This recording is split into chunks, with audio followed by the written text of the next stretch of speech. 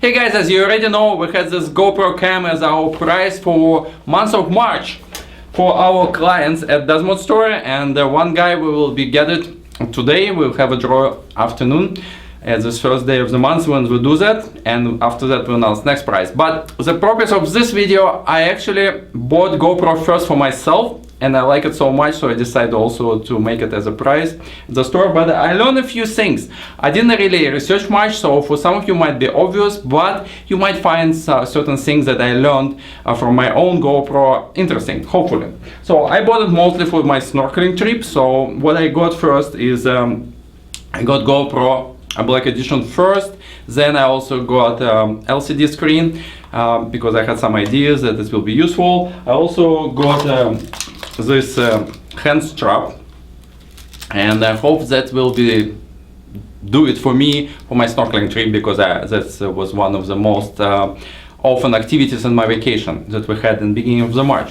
So I learned a few things, couple mistakes, and I'd like to share with you, and I hope you'll find this more or less useful for some of you at least.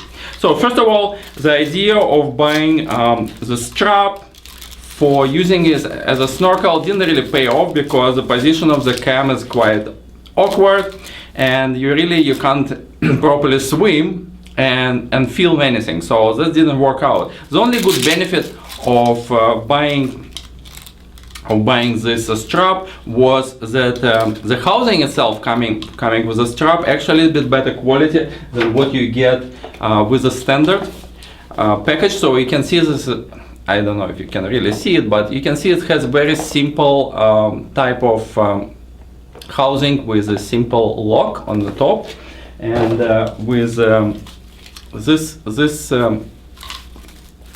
hand strip, there's a little lock, and the whole execution of the housing was much better. So I got a better housing. That's the only thing that I gained from this.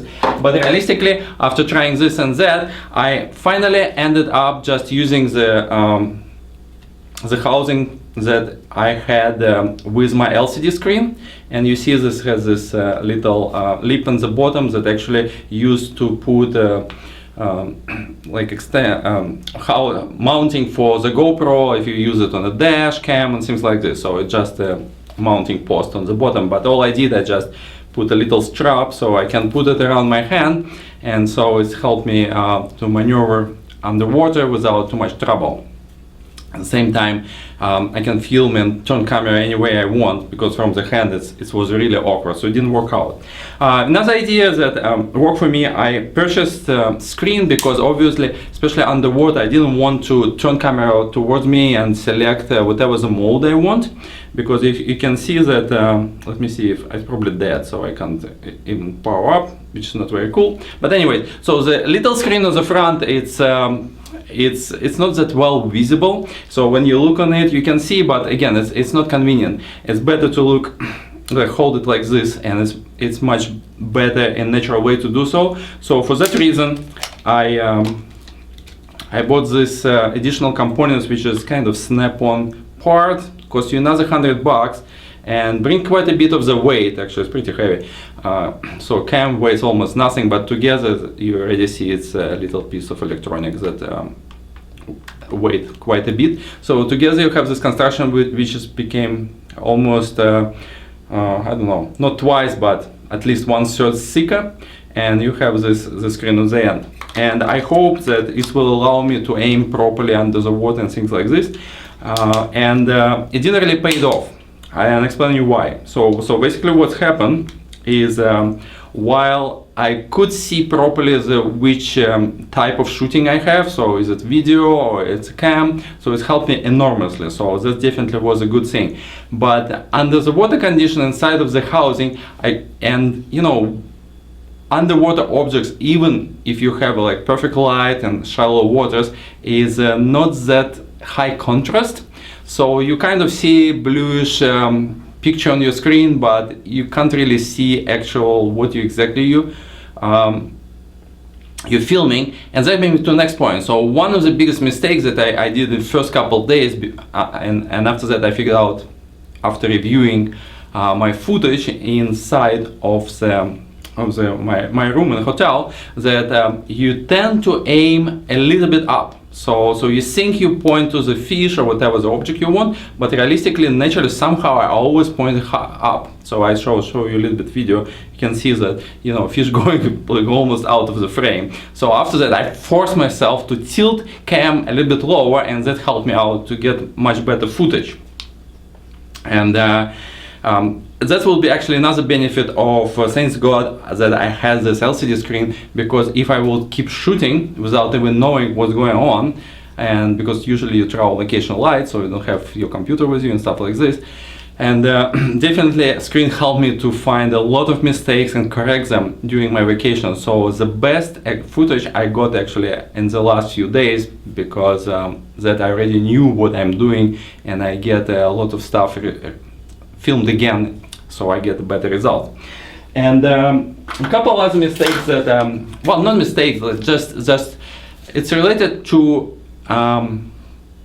snorkeling itself. So make sure that it's actually very important to hold your hands still, and it can be really challenging if you have a rough waters and you snorkeling obviously near the surface, and you can like keep going up and down with waves. The shooting you will do probably will go to the garbage bin right away, because it will be awful. It will be like also like going like that, and it's like make you sick when you look on the computer. So basically try to shoot when it's calm waters, and if water is not perfect, it shows really better results. So as with any cam, the more light you have, the better results you have. The best shots I got was in a really shallow water that you have almost like half a meter with your tide that go out, so you have the corals and everything goes really high up. Then your best chance to get a good footage. When you go deep waters and water not so good, the footage was really awful, and not a surprise, but I just learned it one more time again this time. So I just kept the notes what I did wrong. Another thing that I also tried to make some comments, and while like get out of water, you excited, you saw like big barracuda, or like I saw sharks, or like, oh guys, this was totally awesome and scary, and so I tried to say something.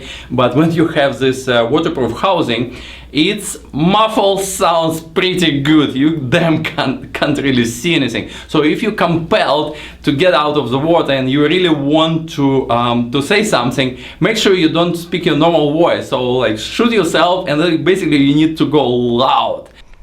Hey guys, it was pretty cool. You see I chased a shark a little bit. If you go loud, then you can hear at least something, and otherwise this housing will protect pretty good muffle whatever you're saying. So another thing, obviously cam has no zoom or anything like this, so if you want to carry it around, just normal point and shoot cam, and on your like trips and everything. So well, you get some results, but it wouldn't be perfect. So zoom actually big deal, especially when you travel and on different excursions, things like this. So you have the same frame all the time, and it's not always the coolest. So if you go normal trip, probably GoPro not the optimal choice, and any cheaper cam with zoom can do better job for you. Oh, another thing that I learned: never be lazy and like say, oh, I still have like 2/3 of battery, and I'll just go. It's every freaking time when you don't charge it properly, the cam will die on the best shot you have of the day. So I had it like twice. So I came like perfect lighting condition, interesting fish, you really want to shoot it, you powered up and you know it's already red, and it's like, gone.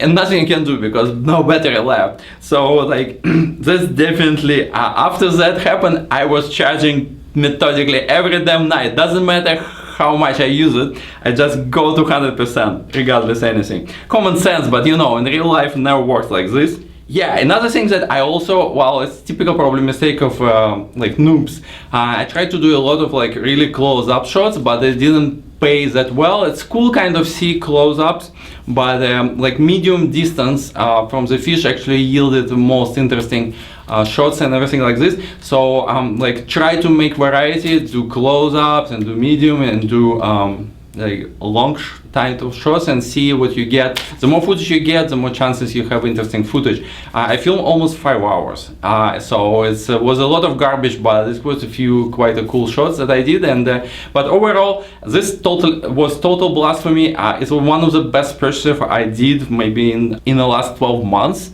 It's most exciting, and cam is absolutely nothing else there. Of course, I'm a little bit late to the party because lots of people are using it since whatever first model came out, but this was a fantastic discovery for me personally. I really love it, and I would recommend to anybody who goes on vacation to have this thing in your pocket, because it's such a small thing. You can pull it and make your memories or shots or video without too much trouble carrying like biggest DSLR on your shoulder or anything like this. So well guys, hope you get something out of my small non-professional review, and welcome more with my regular water cooling videos pretty soon. See you.